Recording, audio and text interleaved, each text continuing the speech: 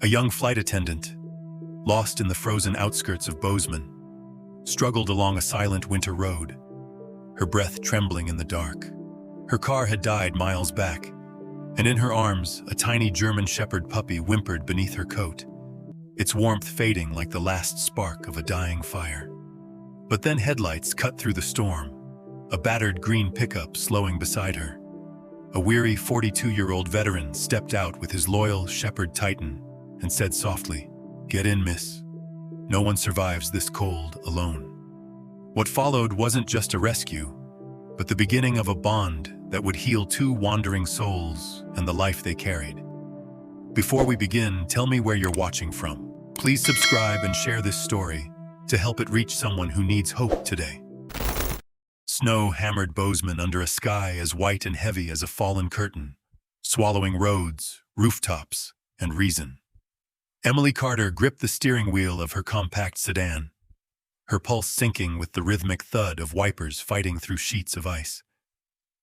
Fresh from a 14-hour shift, she still carried the polished look expected of a flight attendant.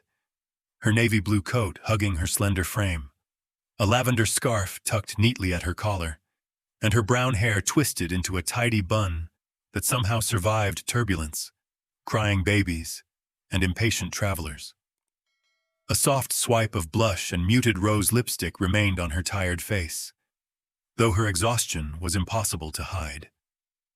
Emily had spent the entire day smiling through frayed nerves, offering comfort to anxious passengers, dealing with a man who shouted about overhead space, and calming a crying teenager during turbulence.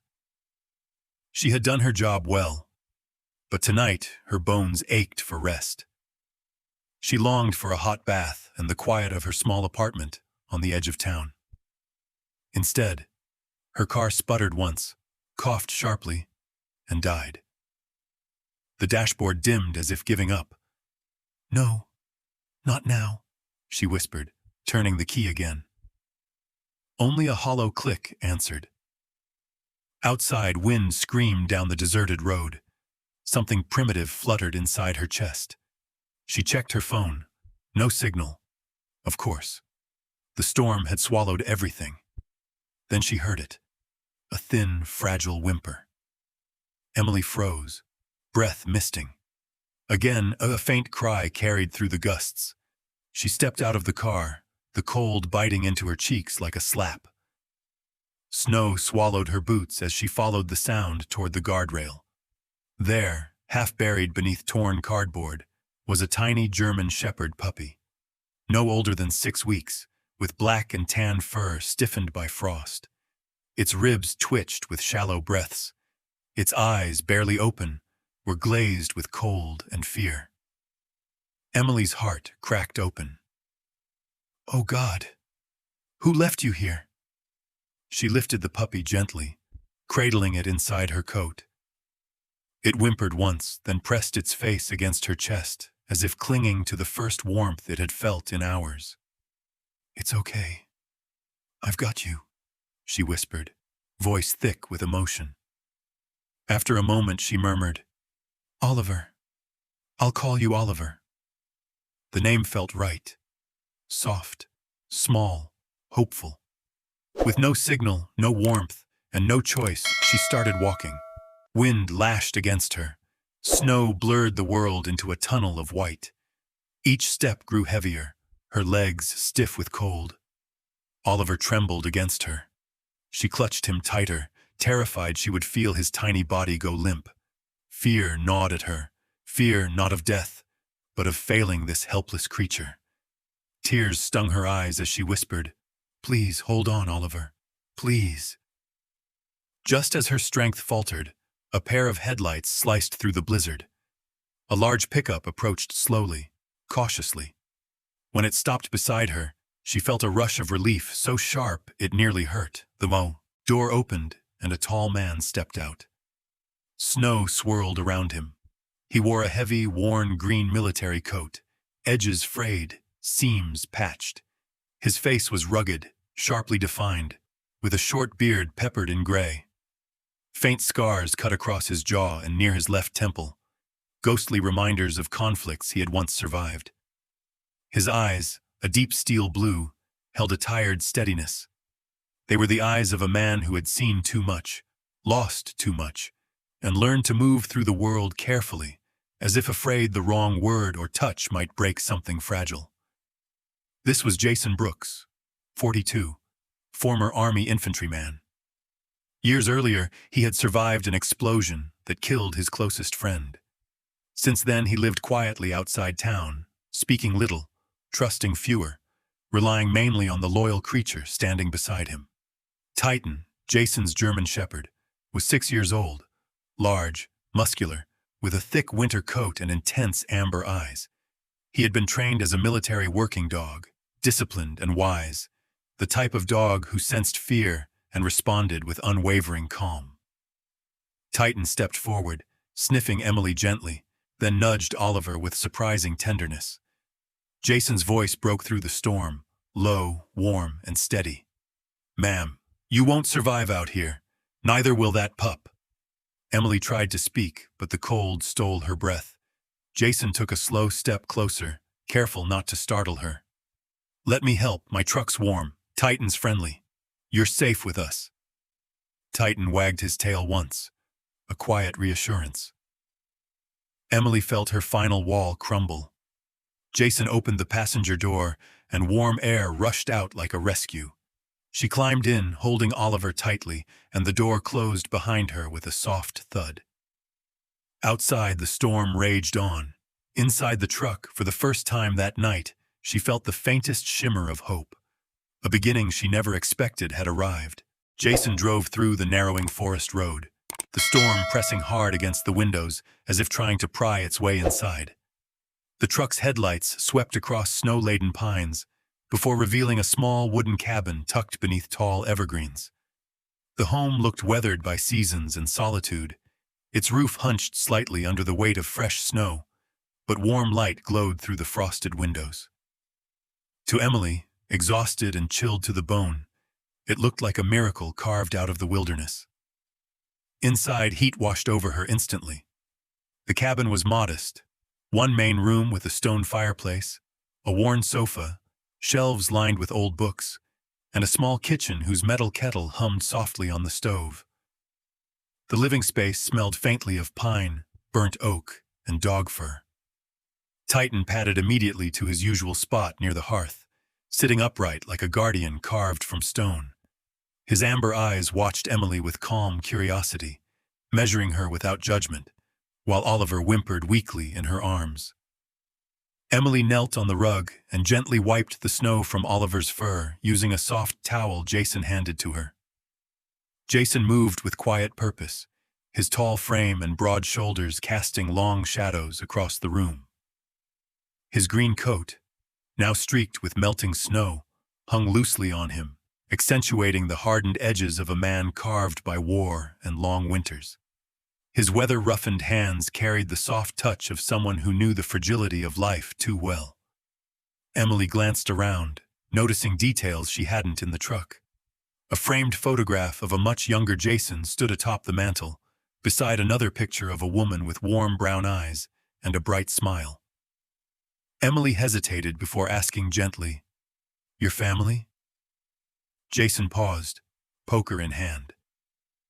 "My sister," he replied, voice low. "She lives down in Idaho now." He didn't elaborate, and Emily sensed the silence beneath the words, a silence shaped by years of distance and buried grief. Oliver squirmed in her lap, and Titan rose, stepping closer. The larger dog lowered his head and sniffed the puppy with surprising delicacy, then nudged him, almost encouragingly. Emily couldn't stop a small laugh. "He's so protective," she whispered.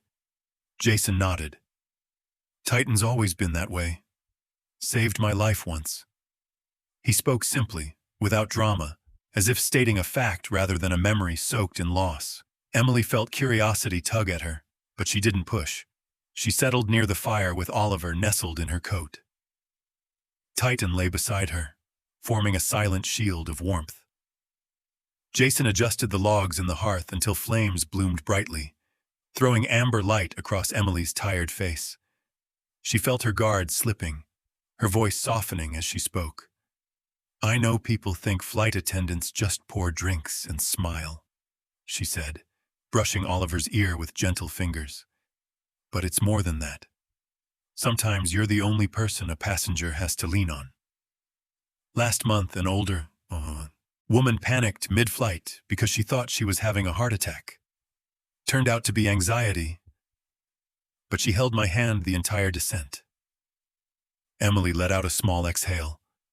And today, finding Oliver like that, it just hit something in me. Jason listened in his usual quiet way, leaning against the doorframe, arms crossed. His expression softened slightly, lines around his eyes deepening, not in annoyance but empathy.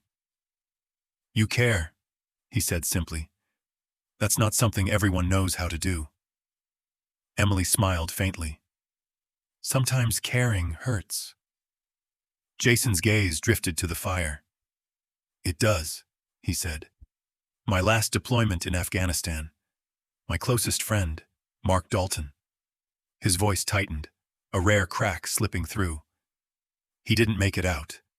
I was supposed to be covering him. After that, Titan and I came home. I didn't want to be around anyone for a long time. Emily looked up, eyes full of gentle understanding. She didn't speak. No advice, no pity. Just presence. Something Jason hadn't felt from another human in years. Titan pressed his head against Jason's knee, grounding him. Jason rested a hand on the dog's sturdy neck and breathed out slowly. The warmth of the fire wrapped around them, and Oliver, still weak but improving, attempted to climb across the blanket toward Jason. His tiny paws tangled in the fabric, and when he finally reached Jason's coat, he curled against it, letting out a soft, satisfied sigh. Emily blinked in surprise, then laughed. Looks like he's chosen his favorite. Jason raised an eyebrow, half smiling for the first time tonight. Figures. Everything around here ends up stealing my coat. Titan woofed once, a gruff protest or a claim of ownership, causing both of them to laugh softly. For a moment, the storm outside disappeared. There was only firelight, the quiet breath of dogs, and two strangers discovering the faint shape of trust.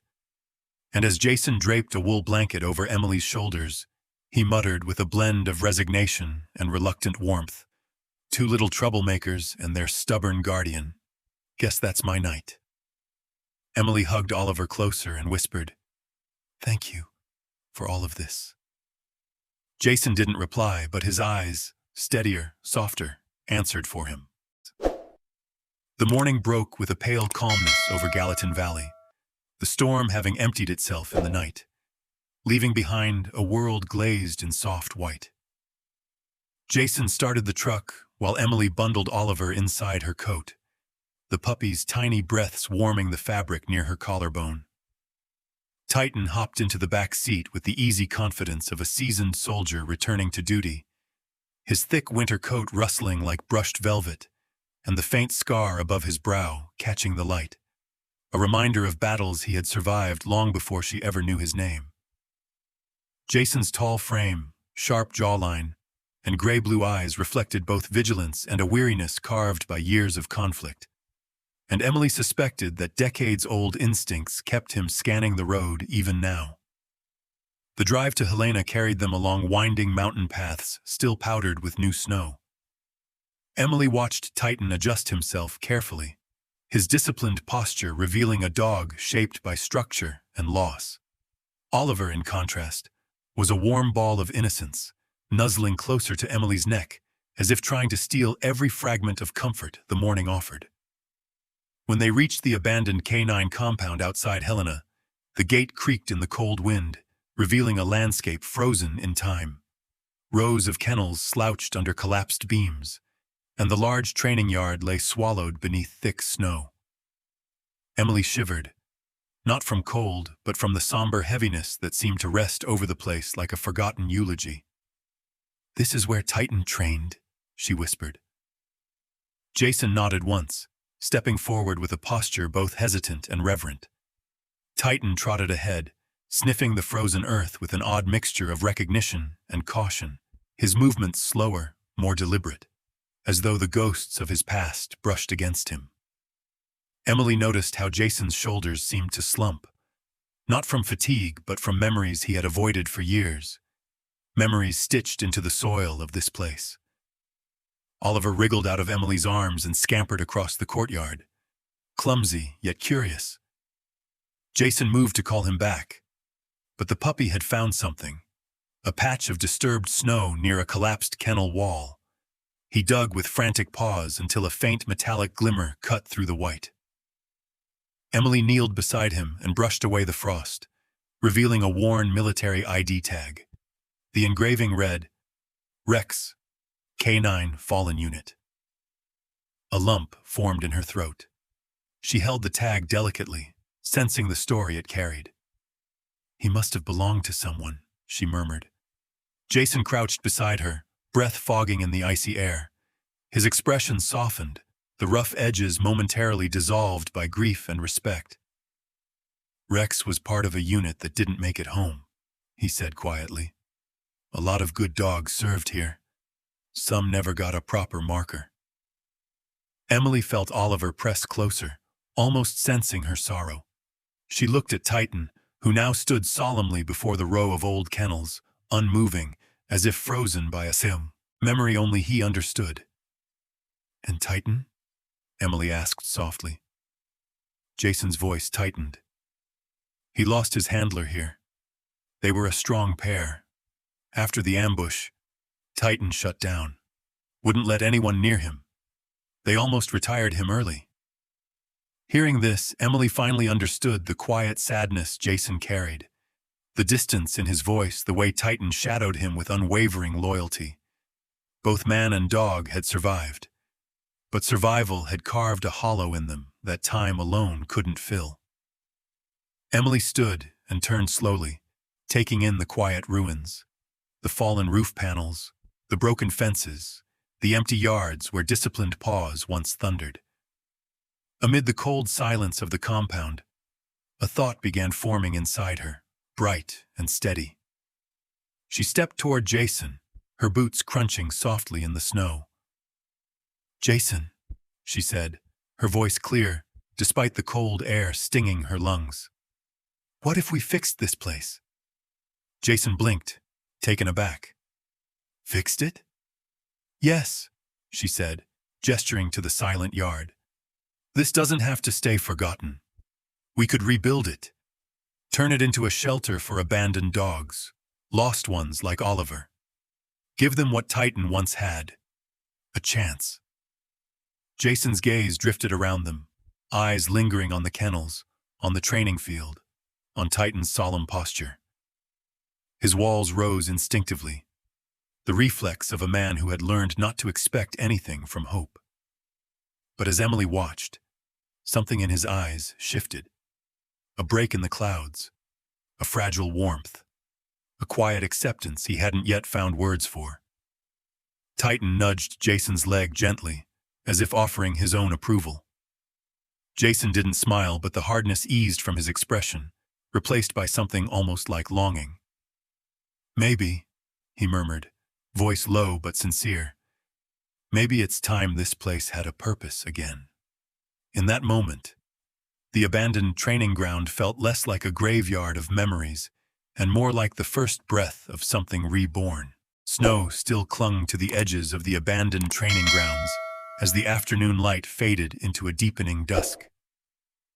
Emily and Jason worked side by side, clearing debris, stacking broken boards from the kennel walls, and brushing away years of dust from old training posts. Titan moved between them like a silent sentinel, occasionally sniffing at piles of rubble or nudging Jason's leg as if reminding him to rest. Oliver trotted behind Emily, his oversized paws clumsy on the uneven ground, tail wagging in small, brave arcs. For the first time since arriving, something almost like hope hummed through the place, an energy stirred by the idea of rebuilding. Emily felt it in the way she breathed, lighter and fuller.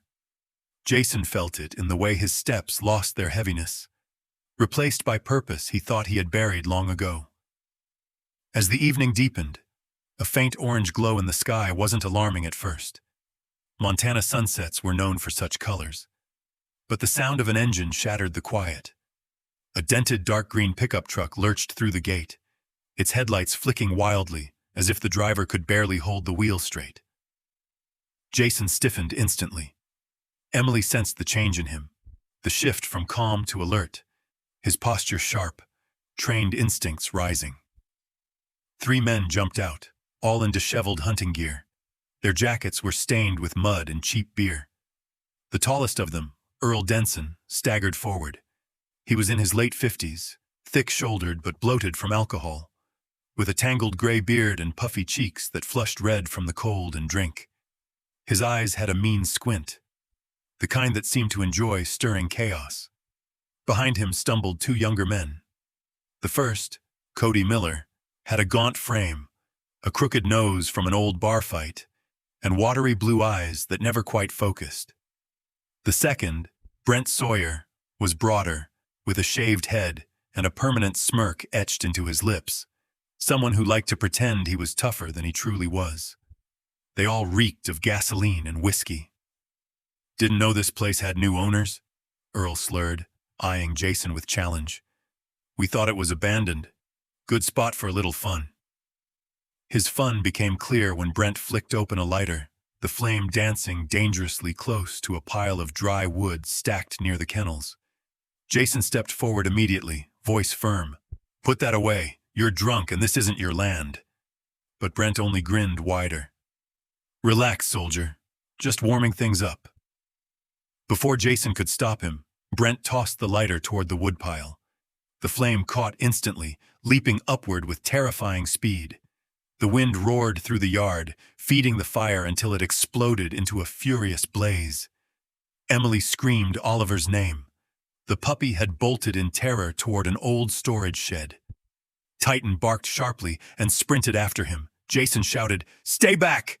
But Emily was already running, propelled not by thought, but by instinct. She darted into the thickening smoke, heart pounding like a trapped bird. The shed crackled under the fire's rapid spread, and splintering wood filled the air with sparks. Inside, Emily spotted Oliver trapped beneath a fallen beam. Titan clawed desperately at the debris, trying to free the pup. "Hold on!" Emily shouted, coughing violently as smoke burned her lungs. She grabbed the beam with trembling hands, ignoring the heat searing her palms. It refused to budge. Then Jason barreled through the smoke, eyes fierce, jaw clenched. His hands closed around the beam, muscles straining until it tore free. Emily lifted Oliver to her chest, the puppy crying weakly as she shielded his tiny body. Titan barked urgently, pushing them toward the exit, just as the roof groaned ominously above.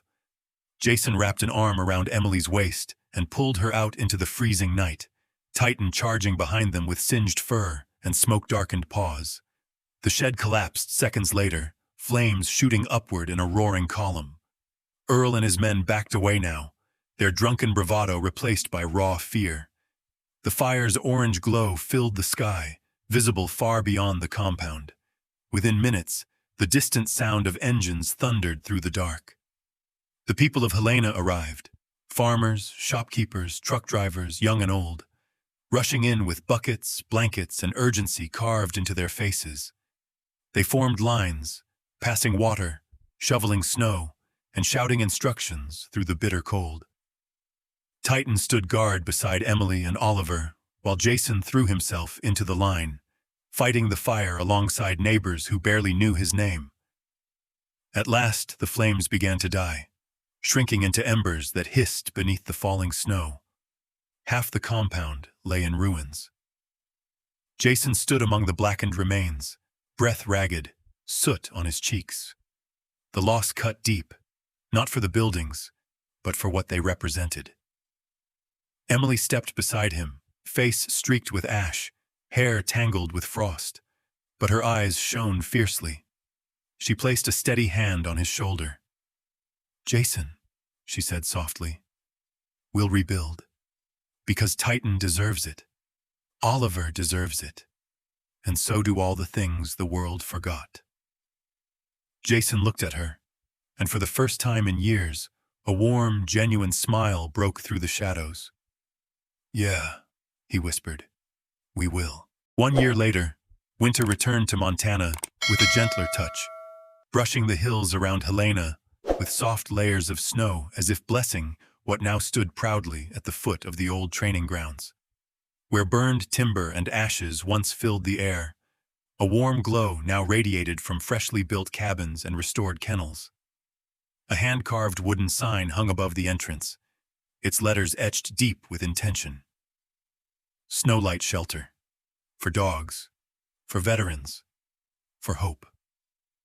The place looked alive, not because of the paint or the renovations, but because it pulsed with purpose, like a once-broken heartbeat learning to beat steadily again. Oliver, now nearly a year old, dashed across the yard with spirited confidence. His coat had grown sleek and striking, a mix of golden tan and soft charcoal streaks that glimmered in the snowlight.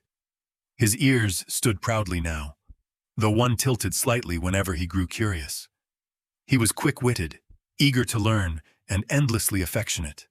He often nudged newcomers gently with his nose, as if personally welcoming them to safety. Titan trotted after him with the calm authority of a seasoned guardian. Age had added a noble heaviness to his stance, and fine silver strands touched the edges of his muzzle. He still carried himself like the warrior he once was, moving deliberately, watching over the shelter grounds as though he were protecting a sacred home. The younger dogs revered him instinctively, and he accepted their playful chaos with patient dignity. Emily stood outside the main cabin, the crisp winter air tinting her cheeks pink. The last 12 months had transformed her. She was still a flight attendant, but now she divided her time between the skies and the shelter, becoming the heart of this place in ways she never expected. Her once carefully styled hair now often fell in loose waves around her shoulders, softened by the scent of pine and warm blankets. Her voice, once reserved for reassuring anxious passengers, now offered comfort to frightened dogs and weary veterans who walked through Snowlight Shelter's gates. Kindness radiated from her like warmth from a hearth, the kind that made others feel seen and safe. Jason approached from behind, boots crunching quietly through the snow. He had changed too, no longer the man who hid behind silence and survival instinct. A year of building, repairing, guiding, and letting others into his world had carved something gentler into him. His beard had filled out neatly, adding a rugged charm to his square jawline, and the lines around his eyes had softened, shaped more by laughter than grief. The green coat he once wore like armor now hung comfortably around his broad shoulders, not as a shield, but as a part of the life he embraced. He draped the coat gently over Emily's shoulders, and she looked up at him with a smile that glowed brighter than the lanterns lining the shelter's path. "You should be inside," Jason said, though his voice held no reprimand, just affection threaded through concern. "I like watching them," Emily replied, her gaze following Oliver circling Titan with playful barks. "Sometimes I still can't believe all this is real." Jason followed her line of sight, taking in the yard where volunteers greeted new arrivals, where rescued dogs played freely, where veterans found companionship and purpose. The shelter had drawn not just homeless dogs and drifting souls, but an entire community longing for a place to give and receive hope. Snowlight Shelter had become more than a project. It was a promise, and Jason felt its truth in every repaired fence, every warm meal served, every life changed. Emily's voice lowered. "Jason, do you think people can accidentally find their family in a snowstorm?" She asked it lightly, but her eyes carried deeper meaning. Soft, searching, vulnerable. Jason turned toward her, his expression warm, steady. He reached for her hand, his touch gentle but certain. "No," he murmured, "not accidentally. Fate knows the road better than we do." She looked down at their hands intertwined, then back at him, and something unspoken between them finally settled, quiet and certain, like snow finding its place on an evergreen branch.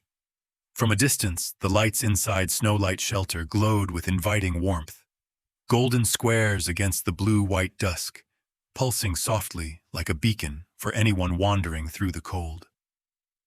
Volunteers moved within, tending to kennels, preparing evening meals, offering companionship to veterans who found solace here. A new dog barked excitedly as it discovered a toy.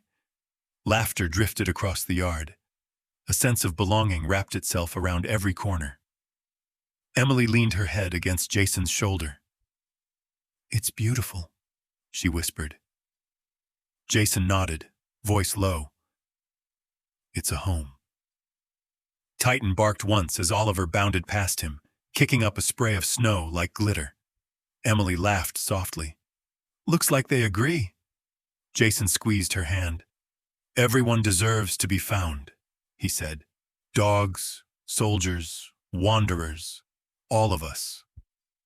Snow swirled gently across the shelter grounds, carrying with it the warmth of new beginnings. Under the winter sky, Snow Light Shelter stood bright and unwavering, a lantern for every lost soul searching for a place to belong. In the quiet glow of Snow Light Shelter, we're reminded that miracles don't always arrive with thunder or angels in the sky. Sometimes they come as a lost puppy in the snow, a veteran learning to smile again, or two strangers whose hearts were guided together by a hand greater than fate. And if we look closely, we realize these moments aren't accidents. They're the gentle fingerprints of God, shaping our steps even when the road feels cold and lonely. In our everyday lives, we pass by people who carry silent burdens, wounds no one sees. Yet kindness, like the soft light of a winter lantern, can guide someone home. Maybe that's the miracle God asks from each of us, to be a spark of warmth in someone's long night. Before you go, tell me where you're watching from. And if stories of courage, loyalty, and second chances touch your heart, please share this video, leave a comment, and subscribe so these messages of hope can reach someone who needs them today. May God bless you, protect your home, and keep your heart warm through every winter ahead.